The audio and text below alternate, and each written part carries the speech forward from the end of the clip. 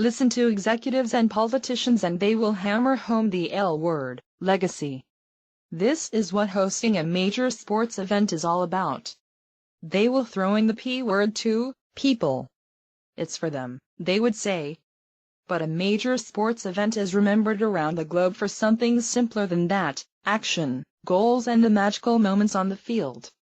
And that's the reason Brazil 2014 is likely to be remembered as a glorious month of football despite all the political and social concerns behind it. You never hear anyone talking about how the World Cup benefited South Africans or otherwise, do you? There is no water cooler conversation about whether the Athens Olympics was a key component in the downfall of Greece. But I still talk about World Cup matches from the 70s, 80s and 90s all the time. Many of us do. And Olympic moments, including the Winter Games. A failure to control spending and divert money to more needy causes. A success, because the football has lifted the soul. I didn't mention recent World Cup tournaments. I'm afraid people won't look back at Germany 2006 and South Africa 2010 with great fondness through no fault of the organizers, who did a thankless job extremely well. Show on the field. But the football wasn't great.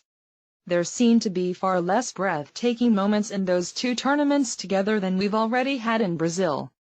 The tone was set here from the start. We all went to a riot and thankfully a game of football broke out. If Neymar's goal against Croatia set Brazil's campaign alight, it was Robin van Persie's header that made it burst into colorful flames. What a header and what a result! We will talk about the day the Netherlands humiliated Spain for many years to come. It will be discussed long after we're all gone. The goals, great games and surprises are coming thick and fast, including Costa Rica's demonstration of how football can confound, delight and give pride to a nation. Who could have foreseen them coming from behind to beat Uruguay? The goals per game ratio for the opening days was better than Sweden 1958. That was a time of far more goals. Could this become the best World Cup in history? Of course it could. Political reasons. I'm a Londoner who covered the London Olympics, which are considered by many to be the best ever, with Sydney the oft-mentioned rival. You'd have to have been in the UK to see the levels of grumbling, indifference, apathy and suspicion until the last few months. Eventually the opening ceremony galvanized a nation that hadn't been galvanized for a long time. It's a familiar pattern. Sochi's Winter Olympics were going to be disaster. They weren't, were they? So why the sniping? Vancouver 2010 was a success, so was Beijing 2008.